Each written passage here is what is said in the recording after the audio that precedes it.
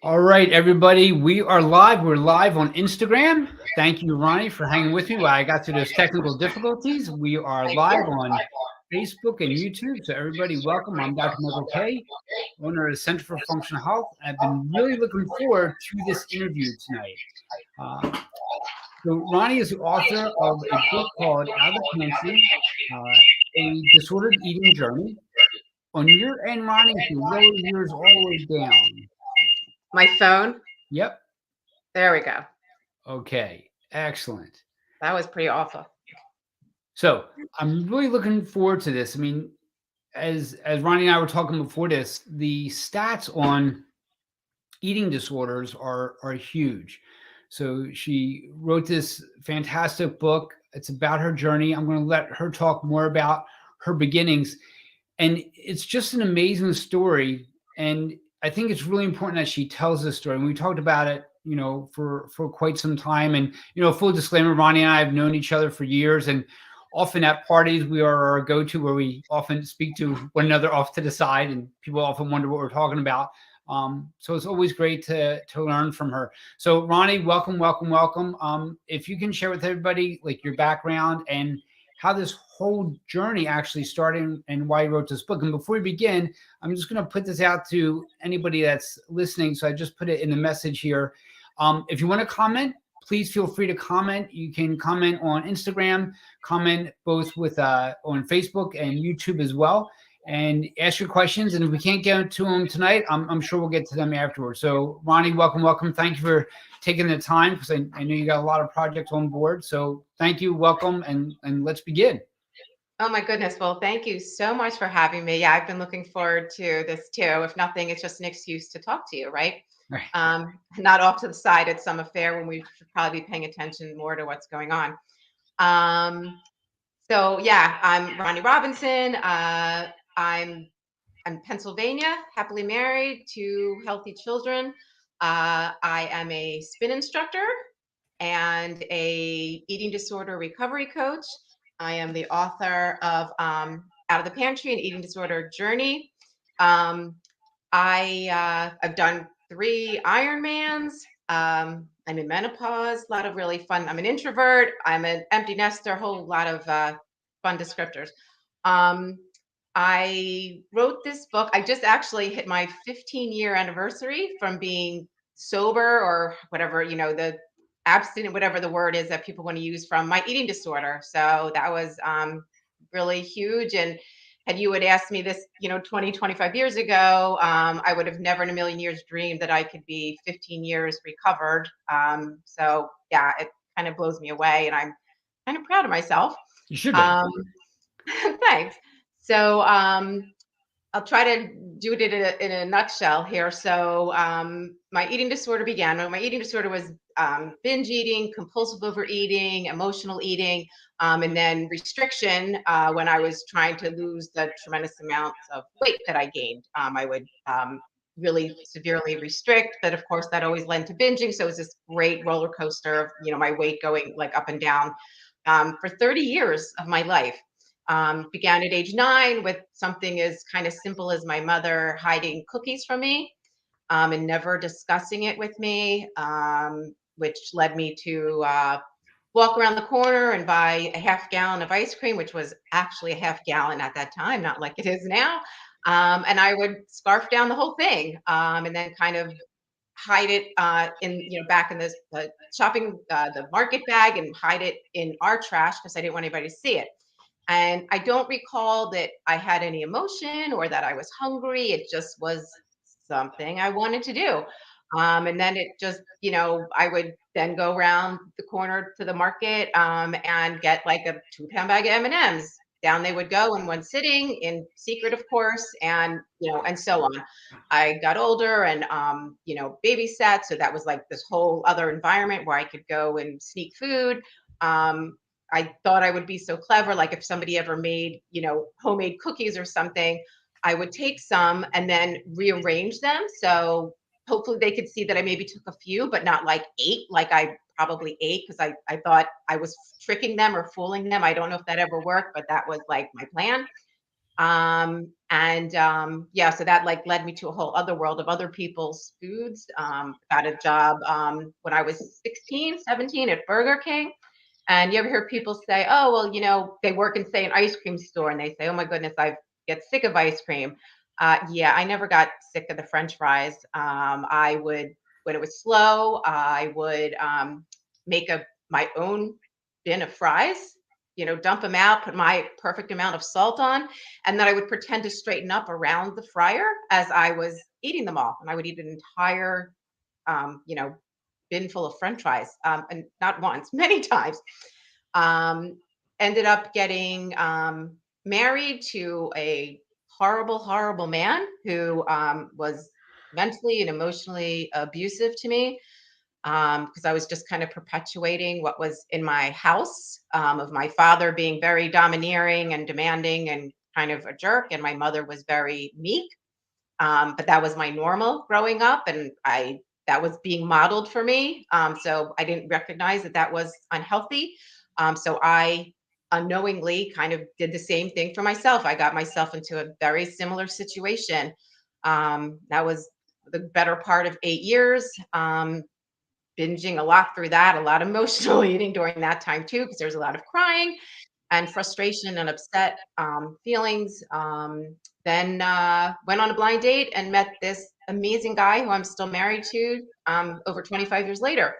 But during the first 10 years of our marriage, when I was so happy, had the most amazing life that I could have ever imagined, I was still secretly binging. I would, for instance, if we had people over and people brought desserts, I would, when my husband, who is a social butterfly, he would like walk the people out, and God bless him, he would not be out there for 2 minutes. That would be a 20-minute conversation, which allowed me to inhale dessert that was left over, as I was pretending to clean up. And yeah, and then he would come in and say, "Oh, where's the so and so's cake that they made," and I would have to quickly go, "Oh, I threw it away," or "I put it down the garbage disposal," meaning me actually. Um, and yeah, and I never told him I did all of this in secret. If we were at some event, I would, uh, you know, say hello to people and be like, "Hi, how are you?"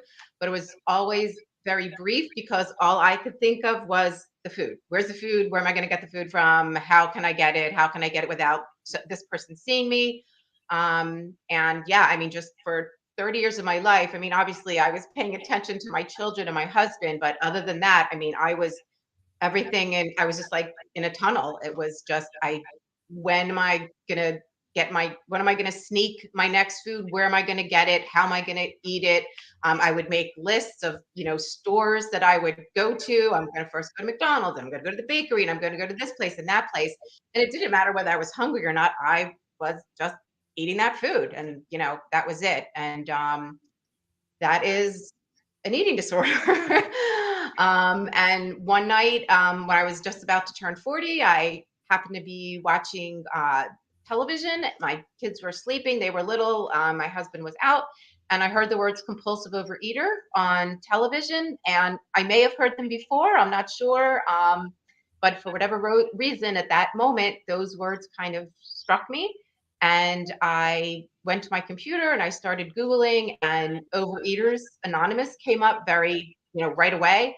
And so I clicked on it, and, it said very prominently, "Are you one of us?" And it, had like 10 or 15 or 20 questions. It says, "Do you do this with food? Have you done that with food? Do you do this?" And it was like, oh my God, I answered yes to almost every question, which kind of blew my mind. And I kind of thought at that time, I'm like, oh, one person made this website, because this can't be a common thing, right? This is just me. And I guess this other person who made the website did it. And it just, obviously I came to learn that this was a thing, all this compulsion and this desire and this obsession that I had with filling my face was an eating disorder. It was a mental illness, which was just, on the one hand, it was great because I learned that there was a name for this, and it was a condition, and that it could be helped.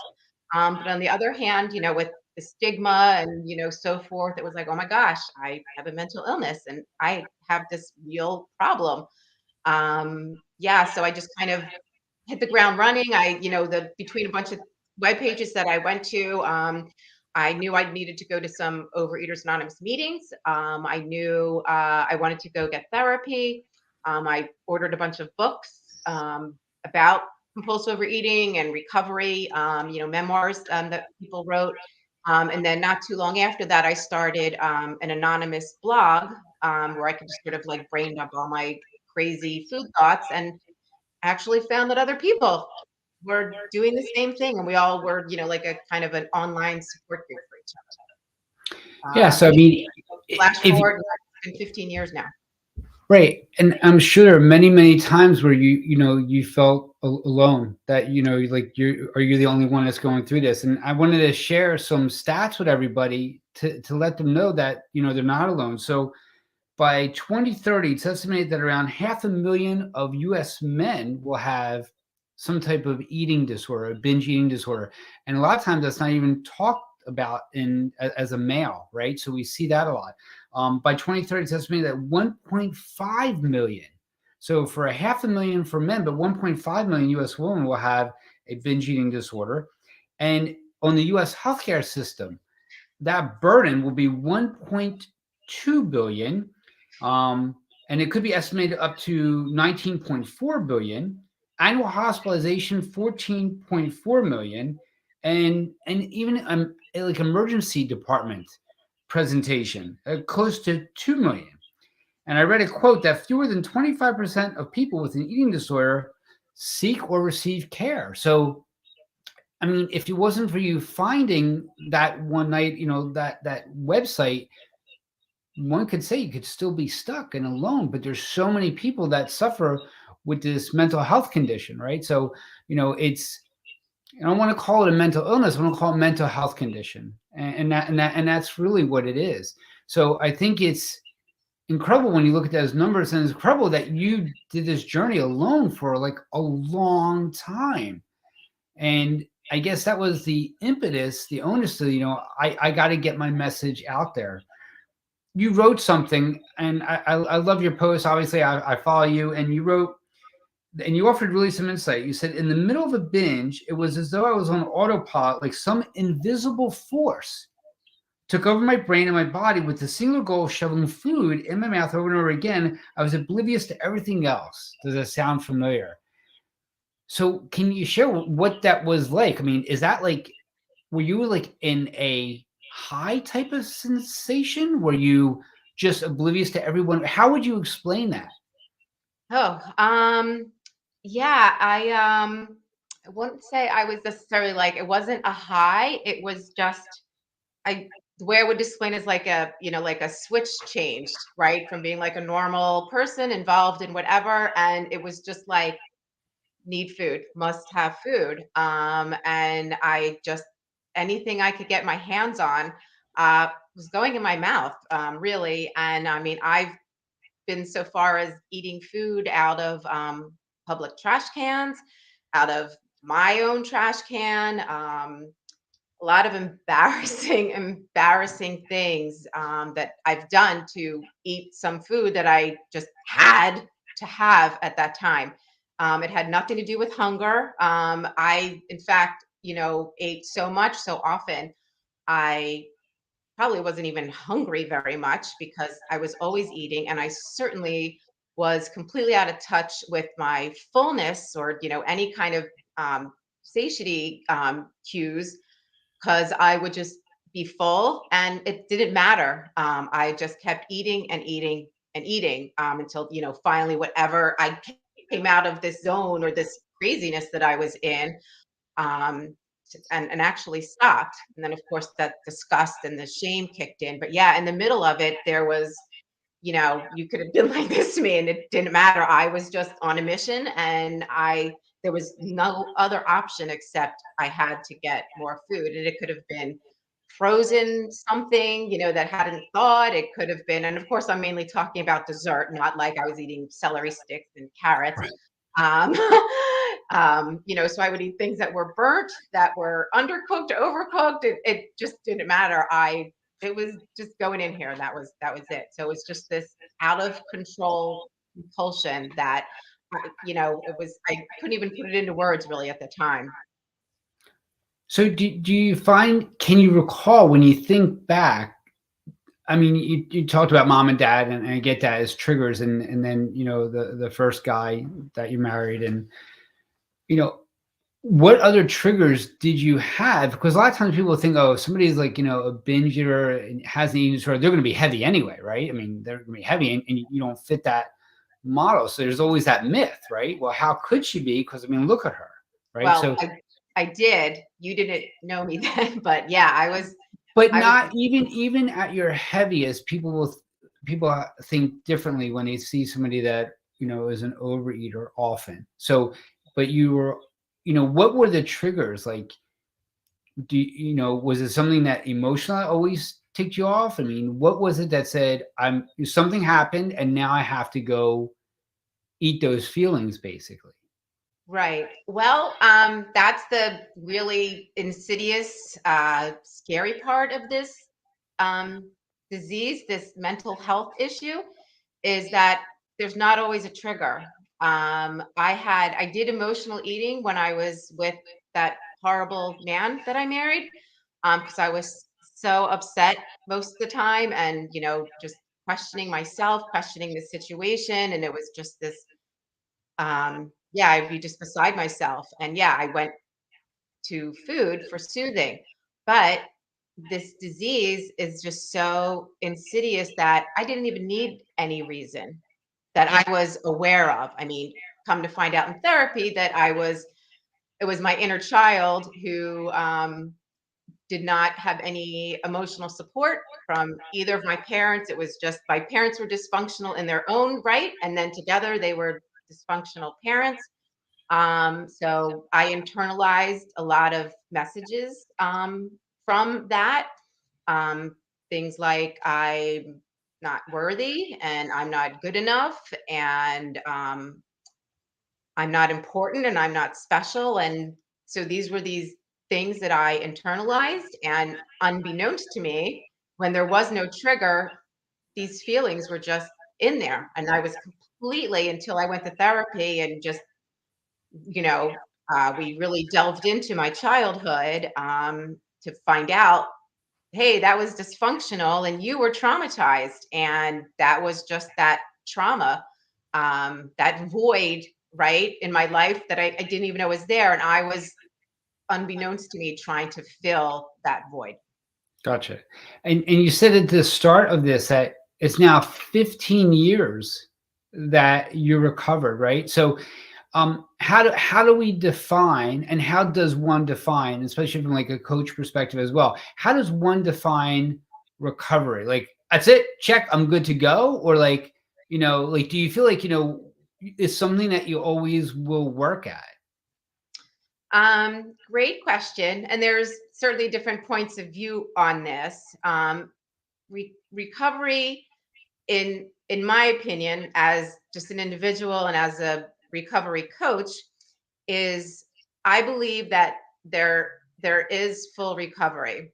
I have worked through with my therapist, years ago, like I was just saying, all these reasons and why I turned to food. All this lack of emotional support and love in my house, and I knew I was loved, but it wasn't shown to me or felt by me, or there was no deep conversations, or just, like I said, just emotional support in general. Like if I was ever upset or something, there was nobody who, there wasn't my mom or dad going, hey, you look kind of sad, what's going on? I kind of just dealt with it on my own. I didn't have a good female role model to to look to.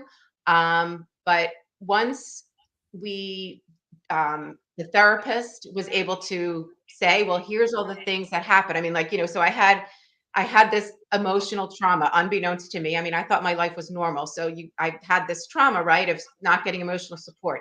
where there's like all these things now that stem from that, right? That came to be traumatic for me. That was just all connected to that one kind of event, right?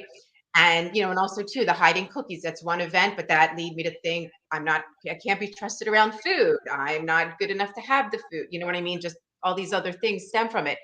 And once we named them all and then healed, she helped me to heal my inner child.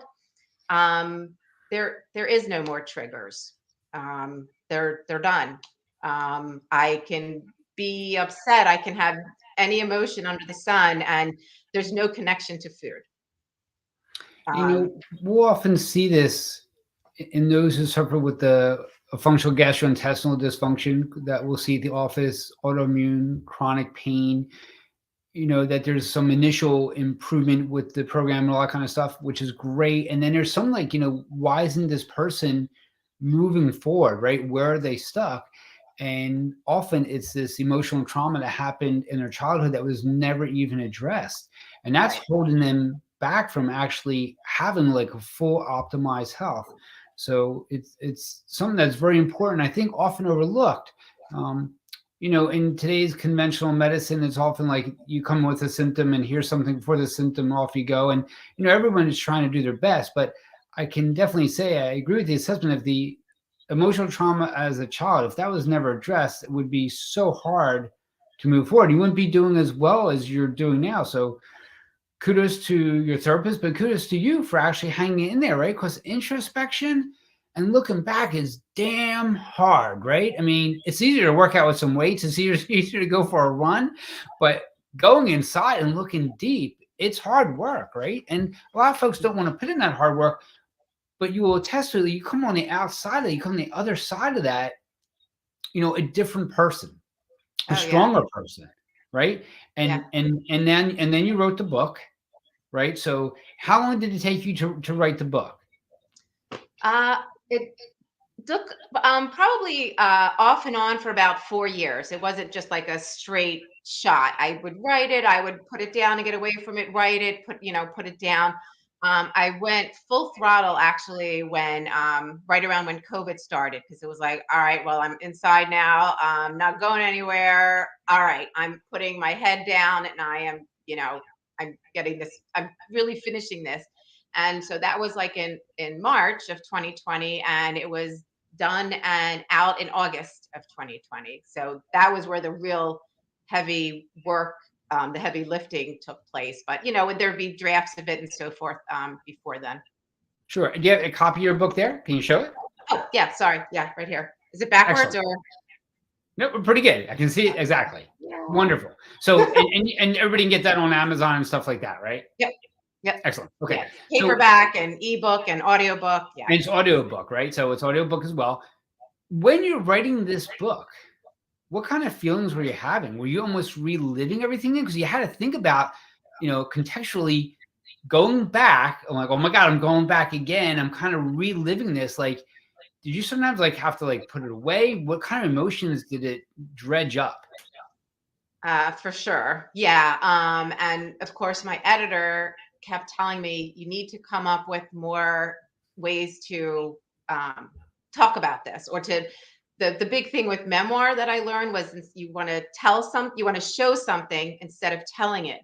So I had to remember conversations, and I had to remember situations that I had long forgotten about in order to illustrate my pain, or anything, right? It was just, you needed to tell stories or show conversations. So that had me really digging into the memory banks, yeah, of some unpleasant things that I had yeah, forgotten about, really. And there was certainly it was cathartic, and it was upsetting, it was cathartic, it was a lot of things.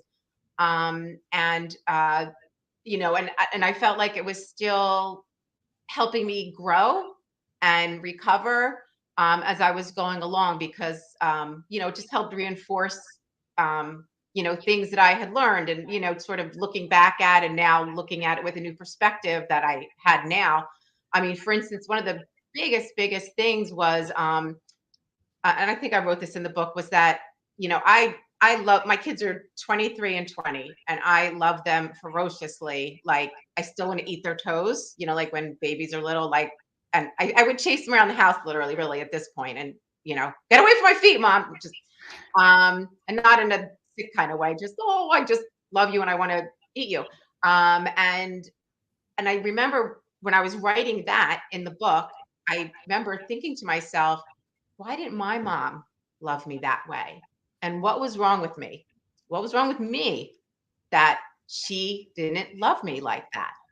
And I knew this, but this was just sort of looking at another perspective, that it was her. It had nothing to do with me. It was all her. And she just did not have the bandwidth. She wasn't wired in a way to love ferociously. And so that was just another, growing point while, having to really think about this and writing the book was like, wow, that, just another, kind of aha moment about the whole, situation, kind of looking back. And did you find there were any parts of the book, like one part or two parts, that just like really stood out, that just moves you emotionally, either positively or negatively? Oh my goodness. Now you're making me really think. Um, um, I'm drawing a blank on that one. There were a lot of things. That was probably a really big one, actually, that I just mentioned. And then actually, how I start the book, not to give it away too much, but I ate food out of a public trash can at my children's elementary school. And, writing about that and, just reliving it was just like, oh my God. Like, listen, like just to look at the sickness, right? Just to the level of how I was in my own world. I had fixated on something and I was going to have it and I got it out of the trash. Like, oh my God, like that's how really insidious and how um, overtaking, this binge eating and compulsive overeating is.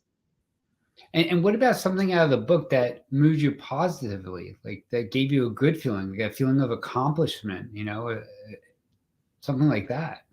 Yeah, it was pretty cool to write about doing Ironmans. And it was also just, cool to now look back again and see my recovery and, take a step back and take a step forward and steps back and forward. And it was just, I never, I lived the process, and now to look back and see it all was like, all right, this is, I found it to be, I'm like, oh, you know what? I have a hopeful story. I felt very embarrassed and ashamed that I had this eating disorder, and I did not tell many people. I only came out, um, you know, uh, probably right around when the pandemic started. That's when I began coaching and I could feel I could really talk about it and help people. Um, oh my goodness, I just lost my train of thought. The train has left the station. I'm sorry, Michael. I don't remember what I was going to say. Yeah. That's all right. So Moving on. let's talk about this one here, right? So I want to talk about. I'm going to ask you to put your like coach hat on, right? Because I want to share with people like what are like some of the symptoms, right? So we talked about warning signs and symptoms, and I said to you before, can you think about it? And you said in relation to the individual or what others see, right? So like what, and I thought, wow, that's a great reply. It was a question to the question, right? So can we talk about that? Can we talk about like the warning signs of a binge eater? So you're putting your coach hat on, and let's talk about coaching now as well, right? So you're an eating disorder recovery coach. So I want to talk about that, and how do we know, like if I'm looking at somebody else, if I'm looking at like a patient or a family member is looking at another family member, what would they look for? And then my question to you is, what would an individual like? And can they assess themselves and say, hey, this is what I'm going through. This is, like the questions you were asked on that website that one time, right? So for somebody looking at somebody in the house, everybody worries about their children, right? So hopefully everybody worries about their children. What can they look for? You would look for probably in a younger child, because they're gonna not be probably thinking so much. There's gonna be like wrappers, and empty containers and wrappers like up in their bedroom, in their school bag, that kind of thing. They're gonna be not so much. Uh, I'm hungry and I want to eat something, and now I'm full and I want to stop. There's going to be less attention to that kind of thing. They're probably going to ask for extra sweets and can I have more? Can I have more? There might be a change in their size as well. There's going to be a secretiveness. Um, about them as well, and you might not be able to put your finger on it, but they're hiding something and you don't know what. Um, yeah, those would be some of the first things that come to mind. Just being not quite, you'd like to think that you as a parent, you're a normal eater. So to you, there would be, well, that's not what I do. And I don't mean not liking a vegetable or something like that. Just there's just more kind of a bigger stress or thoughts about desserts and things. And in that same vein, there's also the hiding of that. If you're looking for them and they're like, hang on, I'm in my room, and they're not coming down, and maybe they're cleaning their room, and then like I said, you see candy wrappers or empty containers of things, or there's food missing in the house. You're like, oh well, let me go get this.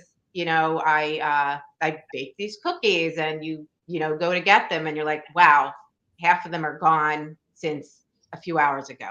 What's kind of going on here? So yeah, food missing, yeah, is another thing. And frequent dieting. Yeah, That's yeah, got to play a role, yeah. right? Well, that's with anorexia, or restriction, and Right. then so that was primarily binge eating, what I was saying. So those things that I said would also go for bulimia, but somebody bulimic is then also, so if somebody keeps excusing themselves right after eating maybe a larger portion, or they ask for an extra dessert and then running to the bathroom, they could possibly be purging, or possibly taking laxatives, and going to the bathroom. So if you see a laxative wrapper somewhere, or they ask you to buy them, that kind of thing. And then, yeah, with anorexia is, yeah, that's restricting. And that's when your child is pushing their food around on their plate, or they're eating it and then, spitting it out into a napkin, or they tell you a lot that I'm not hungry, even though you're not seeing them eat very much. How could they not be hungry? Yeah, and maybe they're actually, getting smaller too. And I always find interesting neuropsychologically. So I'm saying neuropsychologically when it comes to binge eating, like you had mentioned, we're not binge eating sauerkraut, we're not binge eating broccoli, we're not binge eating, kimchi and all these like good, healthy kind of foods. It's always this underlying easy to grab convenience, right? And with convenience comes consequence. Yeah, Um, and it's definitely has to affect the brain, right? So there has to be this, you know, dopamine effect on the brain by eating these type of foods. So I always find that interesting. This is what we gravitate towards because that's what we can get our hands on. I mean, if we're in a desert, we don't get our hands on M&Ms, right? Maybe some tubers, but nobody's really binge eating crazy on tubers. So I do find it interesting. I think a lot of that is again because it's just so convenient to us and it's easy and it's cheaper to buy cookies than it is to buy vegetables. sure. So, Right. So or I to go think that through kind of the yeah, drive-through or something. Yeah. right, right. So I think that that's very interesting. One of the things you wrote in one of your posts, you wrote in an eating disorder recovery, you have to deal with an unhealthy emotional past before you get to your emotional future. And we talked about that past. And in your coaching setting, you know, what signs do you pick up on? What words or what language is used that piques your thought process like, wow, they haven't addressed this yet? Right. Well, I probably approach coaching a little bit different than another coach would who maybe hasn't been through it all themselves. I feel like I'm a little more, I like to say, like attuned to it. So, when I first, when, I meet a client or, we're having a free consultation first, um, they're usually quite aware, first of all, just that they're binge eating or compulsively overeating and that they're miserable because of it. And then if they decide to work with me, during that first session, I will ask a lot of questions about their childhood and about their upbringing, and also like what their binge eating habits are. What does it look like? What does it feel like when you're in the middle of a binge? And based on the more and more clients that I work with, and just yeah, just really that experience. If somebody had, for sake of argument, a divorce, that's certainly one thing that can cause a child to feel like it's their fault and they did something wrong, and I pushed daddy out of the house, or I pushed mom out of the house, or whatever. It was they think it's their fault. So that's one small thing.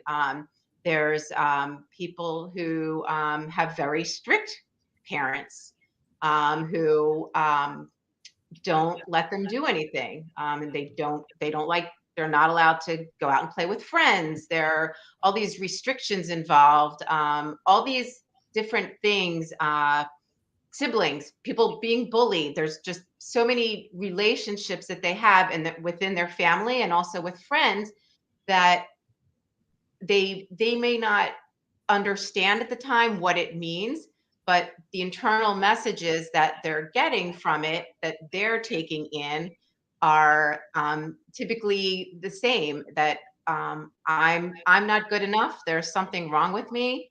I'm broken.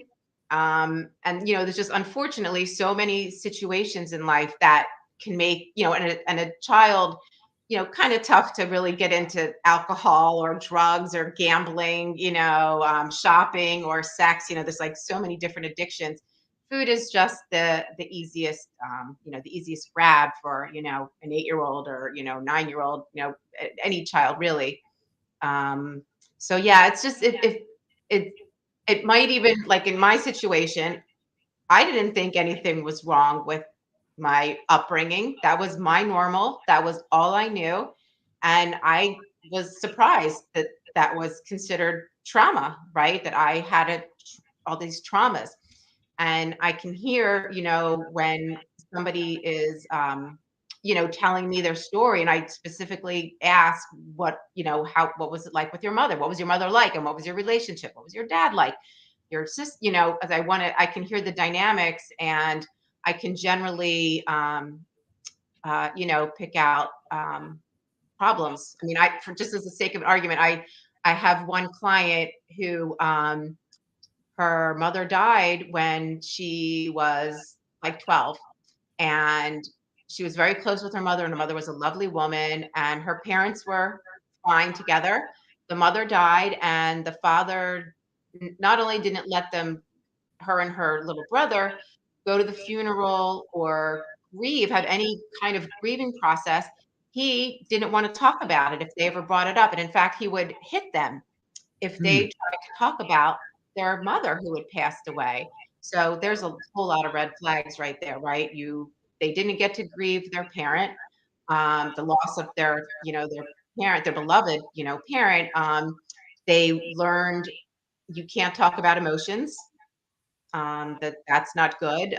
You're going to get hit if you try to talk about emotions. So there's so many, and then of course that leads to, all these years of being told, we're not talking about this. You you don't feel emotions, and that just affects you down the line. And then that's, well, my feelings aren't important enough to talk about. And, just so many, does that make sense? Like just so many things stem from that to address. Um, Okay. And what role do you feel rewarding with food plays in binging? So, I mean, I can remember, growing up, and again, when I was younger, I was overweight. I'd buy my clothes at a store for husky men and boys, and that was the politically correct term back then. Not wanting to go and buy clothes because it feels uncomfortable, they would say, "Hey, come on, we'll get you your favorite soft pretzels." Well, good Lord, it's contributing to the problem. Or, hey, if get an A, we'll reward you with your favorite restaurant. And what role do you feel that rewarding with food plays that could be initiation of starting that whole binging thing? yeah, that could definitely play a role in that. That when if you want food, you need to do something good or that gets approved or gets you attention. Yeah, it's just I don't think that that's the best system. You really don't want to more of, we're going to play a game together. If you, you know, place, we're going to play a game. Oh, my battery's low. Hang on, I'm going to go plug in my thing. All right. Hold on. Sorry. I thought I was going to laugh. Oh my camera. Computer. That should be. Sorry. Oh, you're good. I'm trying. We're buffering over on this side here. Yeah, sorry about that. You're okay. It's through StreamYard buffering as well. Okay. So we're buffering on my side. So I guess, Comcast is working slow again. Yeah, my battery was low. I'm sorry, bear with me. Yep, you're good. Sorry about that.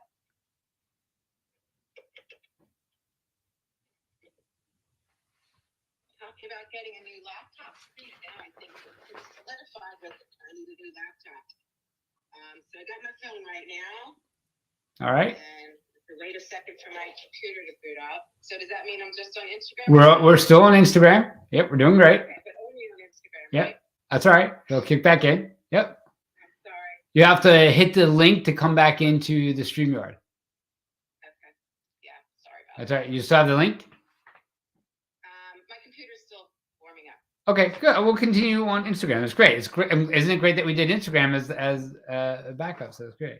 So. Be a lifesaver. And to answer your question from like 10 minutes ago, that I finally found the answer for was that that the book was not only something that you were saying that good parts and bad parts of the book was that I began to understand that what I wrote was a story of hope, right? To give others that they could, see themselves in what I wrote possibly. I've had tons of people tell me, oh my God, we had the same mother, or I did the exact same crazy thing with Oreos. So it resonated with them, which was, I'm not happy it resonated, but it did. And but that was nice that I, realized looking back was I presented here. I went through all of this crap for 30 years, but I got out of it, and that it's a hopeful thing that, you're not stuck there forever. With the binge eating, because it really feels very hopeless, that you're powerless, and that this, train, this, it's like a roller coaster or a snowball going down the hill, that it's just never going to change, that you're just always going to have a problem with food. You're always going to be overweight. And, that's it. That's your life. And I'm back, I think. All right. Let's see if I can get mine back in there. Okay.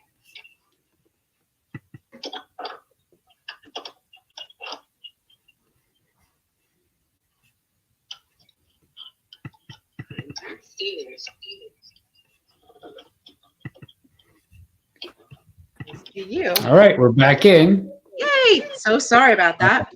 Right. We're good. Okay, so I want to ask you this question here. You actually wrote something, one of your posts, and I want to talk about this. I remember when I first started down the road to recovery after 30 years of binge eating. This was one of the crystal ball to show me how long recovery would take and what it looked like. And here's what I learned. You said recovery is a marathon, not a sprint. So let's look at that one. So everybody thinks they Oh, can for get sure. better overnight, right? I mean, I always tell people, you've been dealing with this gut issue for 10 years, you've been dealing with this autoimmune issue for 15 years. 1 week of following a protocol isn't going to get you where you need to be. Nobody becomes a black belt overnight. Nobody becomes an Olympic weightlifter overnight. So can you talk about that when you work with clients? I mean, what do you say to them? Yeah, I gotta warn them ahead of time that it is, marathon. It's not a sprint. That I mean, we all, in this day and age, especially, we want to get better yesterday, right? We want things to change yesterday. And yeah, it's going to take time. I mean, typically, I've found with my clients, it's depending on how, uh, I want to say, I guess, how much trauma was in their past and how much they're working. Like 6 to 12 months is a pretty good window of how long recovery takes. And Yeah, it's full of, it's a squiggly line. You take 2 steps forward and then, one step back, and you know what, it's all a journey and it's all good. And if you take a step back, that's something to learn from now. Because now you have this great awareness that you didn't have before. You were just oblivious, right? It was just food, food, food. You were just oblivious to any messages or what was going on. And one of the things actually I like to say is that your eating disorder voice that you hear, call it, it's a common thing. People call it ED, right? Eating disorder. But when ED is telling you, go get food, it's actually giving you a message. If Ed is calling and Ed's voice is very loud, it's a message for you to go, hey, what's going on right now? What emotion am I feeling? What's going on that I really need to do, as opposed to eating food to soothe myself? Gotcha. And you wrote it's about progress. It's not about perfection. And I share that with my patients as well. They'll be following a specific protocol, and maybe they stepped off the protocol and had something, and they thought, okay, well, that's it. Since I had that one bag of potato chips, now it's all everything. I threw everything away, but it doesn't Yep. work like that, right? So you had that one thing, all right, no big deal. Let's get back onto the protocol again. So can you Yeah. talk about that? What do you see in your clients when they step off? Is it, and do you usually say, all right, now it's time to get back on? You're okay. What words do you share with them? Let them know, like, hey, it's just about moving forward, man. Yeah. Yeah. What you said really is and I can't tell you also how many there's, like, the effort factor, like, oh, I already ate this, so I'm going to town, I'm gonna eat all the wrong things and so forth, because I already blew it, I already did the wrong thing. So the effort factor. But the truth is, you know what, you have something that you shouldn't be having, and you go, all right, I shouldn't have had that, and then right back on it. Don't linger. You can't change it. It happened. Move forward. Let's look at it. What was going on? Were you having a moment? Was there something emotional that happened? What were your feelings? And let's look at that and work through it, and then that put it behind, and let's move forward. Get right back where you were. You didn't F it for the day, and it was just a learning. It was a learning experience. And you also wrote that you can't go at this half-hearted. You got to really want it. And I see where patients will come in sometimes and say, "Yeah, I really want to do this. I want to get healthy," and then they kind of like, "Well, but I need to do this first. I need to do that first." So there's like we hear a lot of rationalization and excuses. So when you're speaking with a prospective client that you're going to coach, and they say, "Well, yeah, I really want to do it." Like, what do you hear when you go, "Oh no, I don't want to do it." Well, the difference is, actually in them making appointments for sessions. If a couple of weeks go by, I kind of get the impression that it's just not a priority. It's the people who are in there, putting their head down and doing the work. The twice a week that I talk to them, or the once a week that I talk to them, and every week they're being honest and they're being open, and they've created the time for themselves and for me to work on this, and they're eager to move forward. And you see that there's that consistency of that attitude week after week, session after session.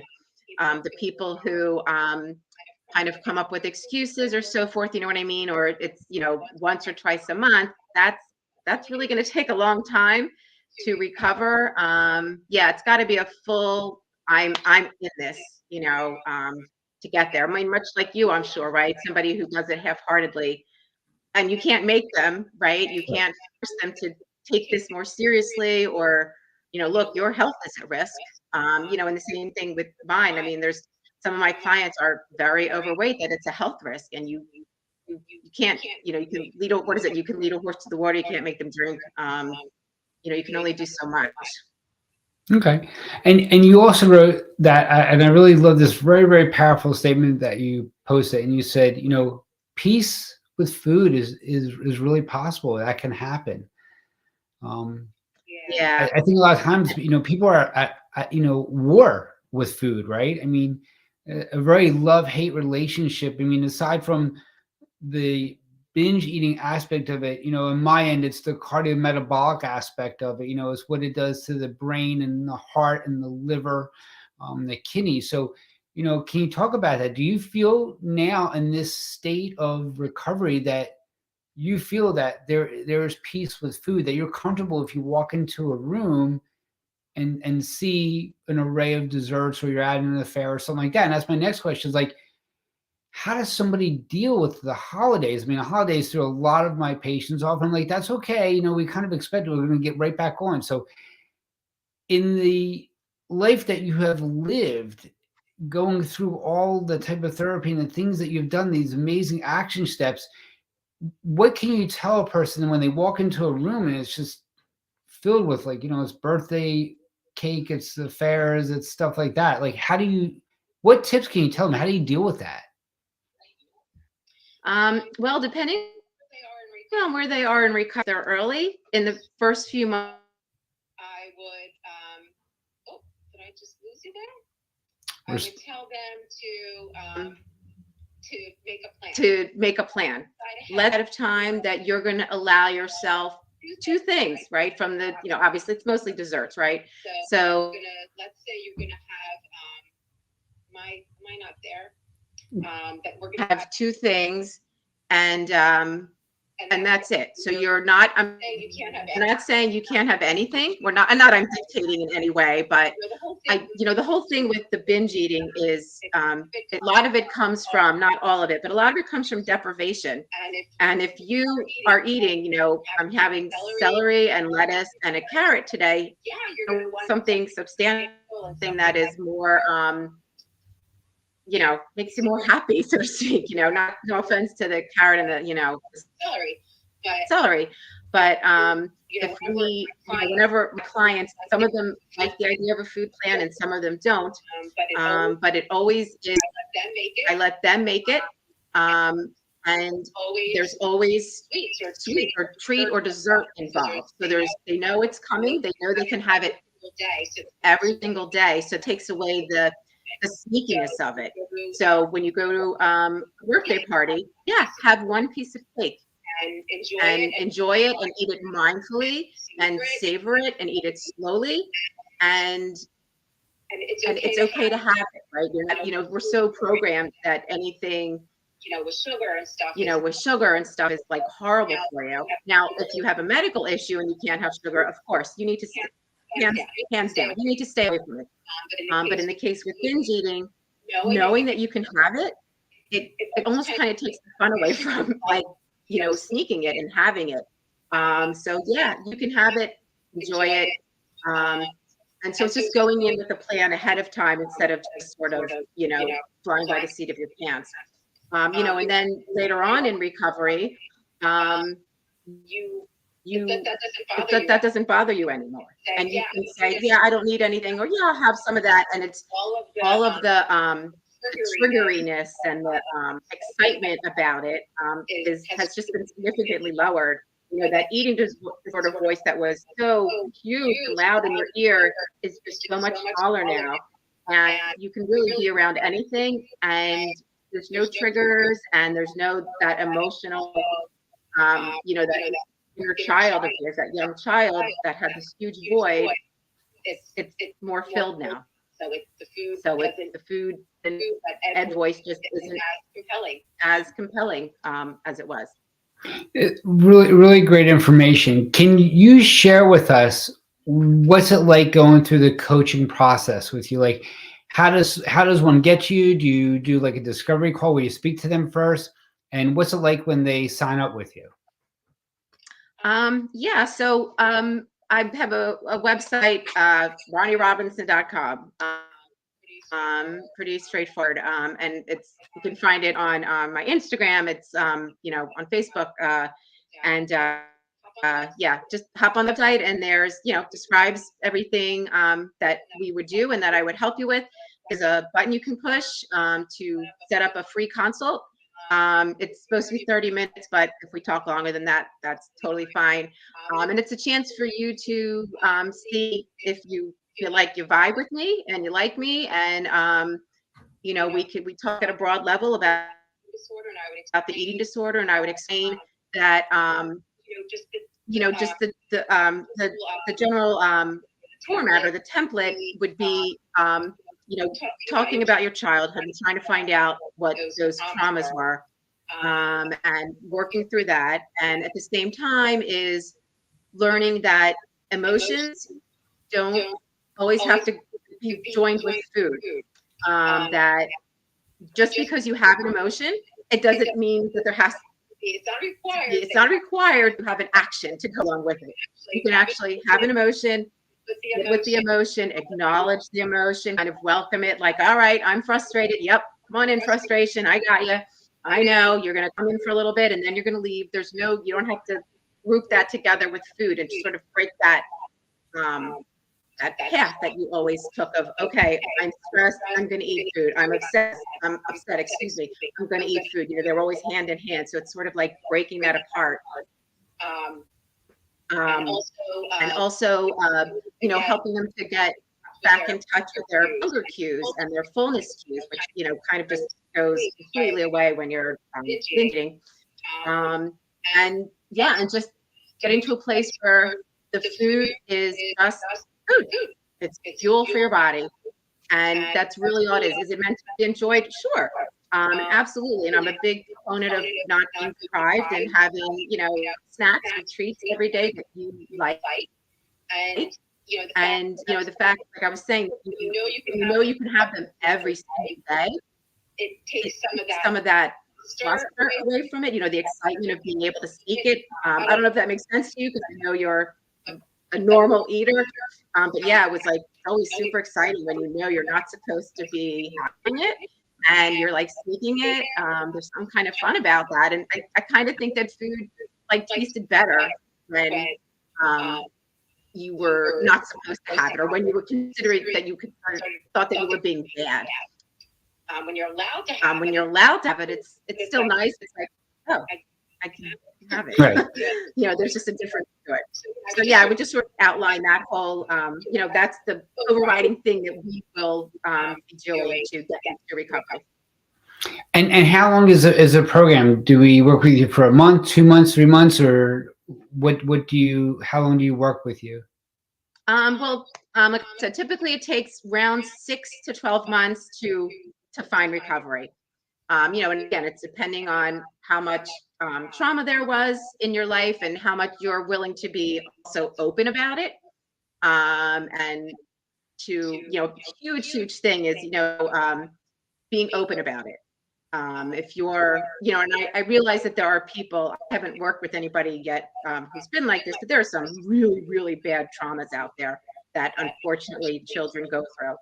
I don't know that I'm qualified. I could say that I'm not qualified to deal with that. So they would need, a clinical, medical, therapist for some really, really damaging things. But yeah, typically it's 6 months to, excuse me, a year. And it could be, I kind of, I encourage the first few sessions to be 60 minutes so we can really have time to talk. Excuse me, and get into it. When I came over here, I got my bottle of water. And then it could just be once a week, and it could be 30 minutes. Just to kind of go over things and kind of checking in and keep moving along. And I have homework. I have worksheets to just keep just reiterating things we talked about or things that they can be working on. I mean, there's things that are across the board for no matter what your eating disorder is, characteristics of people. And I kind of mentioned this before. One is that we all think we're crap, right? We have low self-esteem, and just lack of confidence. Don't think very highly of ourselves.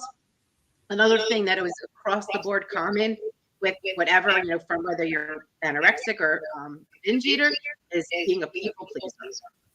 We're just like total people pleasers. You never want anybody mad at you. You don't want to say the wrong thing. And again, that stems from, childhood. So just like a couple other things that, of course, I'm not popping up in my head right now, but so there's that common thread with everybody. So I have worksheets that help reinforce and kind of go against these things that you have thought about yourself for, maybe decades, right? To realize that there's so much more to you than this obsession with food, and that you by filling out this worksheet, and we talk about it, that you have all these really great qualities and all these great traits and all these great interests. And some of the worksheets would say, like, so reading these answers over, would you be friends? What would you think of being with this person? And normally, they kind of take a look back and they're like, oh yeah, I'm a pretty good person, and to be around, and I would want the person like me to be their friend. And it's like, well, don't you think that everybody else thinks that too? Well, I definitely think the fact that you walked in these shoes, right? So that makes your coaching style, your experience very special. Not that somebody could not deliver, coaching or clinical, but the fact that you walk in those shoes, I think somebody can really relate to that, knowing that, been there, done that. I want to end with this post that you wrote, this quote. You said, recovery is forgiving the person or people who caused your trauma when you were younger. Recovery is also forgiving your younger self for not knowing any better at the time. Yeah. So for forgiveness, I mean, forgiving oneself, forgiving the other, that's got to be hard, right? So, yeah, because maybe I don't want to forgive that person. They cause all this emotional trauma. They even see what they did to me? So what could you say to somebody? How do you forgive somebody who actually caused all this? Is it worth holding on to? Which you're probably not. Right. I try to focus a lot on what the trauma was, what the experience was, and the fact that really in most cases, parents aren't trying to harm their children, and that they were trying their best and just were not equipped to be able to handle certain things or deal with things properly. And I think knowing that it wasn't done with malice or intention to harm, that I think there's forgiveness in that, right? So this person did this and this and this to me, and it caused me all of this, these really bad feelings about myself and the eating disorder and so forth and so on. And realizing all the things that did occur from the trauma, and understanding that they really weren't intending to oh my God, now I got to plug my phone in. That they really weren't intending to do that, right? It wasn't out of malice. And there's something just more easily to, I think, forgive about that. Does that make sense? Really, You know? it wasn't done hopefully with any malintent. Right, right. Okay. And that, somehow that's just more forgivable when they really didn't mean it. And also just forgiving yourself. You did the best you could. You did turn to food, and you had, you got an eating disorder. That was the best that you could do. You were looking for a coping mechanism, and that's what it ended up to be. And you know what? It's not your fault. It's not your fault. That's a huge, huge, huge Gotcha. thing in this. Yeah. Because we Excellent. feel like it is our fault, no matter what. Are there? I got two questions for you. Mhm. Do you have any parting words that you like to share? That's question number one. And then Okay. question number two: what book are you reading right now? um, sorry, I think I conked out on my phone for You the. did. We're gonna Kong out. We're gonna shut off. Anybody on Instagram, if you have any questions, just put it in the comments below. We'll get to you. We're gonna go off of Instagram now. Yeah, I'm so sorry. I'm so sorry. Um, my parting words would be your eating disorder is not your fault. You didn't do anything wrong. You're not broken. Um, Although we all, I say we as being part of that, right? We all believe that was the case. And that's just simply not true. And you can find peace with food. It is possible, no matter how far you think that you're into the eating disorder and how hopeless and unmanageable that it is. There is a way out.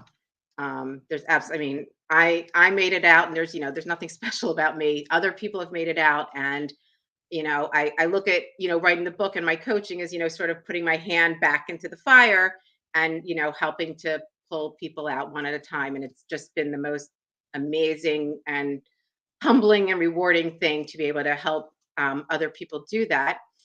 And funny, interestingly, the book that I'm reading right now, I just started it last night. Oh my God. It's by, I want to say, Jeanette McCurdy. She was on the show iCarly. For Yeah. those of us of a certain age, our children watching that. And Right. the book is called I'm Glad My Mom Is Dead. Right. I saw that title. Yeah, and she, by the age of 6, she was dieting and measuring, and her mother was just beyond as far as being like a stage mom. And of course, I've only just began. I only know the back of the book, the blurb. And then her mom died when she was still pretty young of cancer.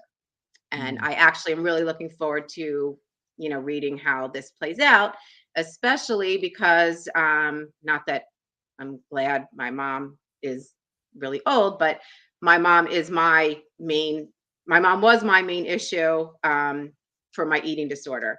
And she's 85, she's got dementia, and I'm helping to steer her, and not take care of her exactly, but part of the care. So it's obviously the title of the book, really grabbed my attention. Sure. And if you talk about an act of forgiveness, the fact that you're still helping your mom is a wonderful act of forgiveness, right? You're actually done, Thank you. right? With gritted teeth, but you're still doing it, right? So Yeah. it's still a beautiful thing. It says, what you are, your character, your integrity, the fact that you can forgive and look through all that. So I'm sorry you've been through all this. I'm glad that you've come out on the other side and now is spreading the word, helping other people. I'm glad that you married my best friend. Um, Me too. yeah, thank you for tonight. I really appreciate it. And if anybody has any questions, just put them in the links below and we will get back to you. Everyone, is Dr. Kaye from the Center for Functional Health. Ronni Robinson, thank you very much. And we'll talk to everybody soon. Thanks, Michael. Thanks, everybody.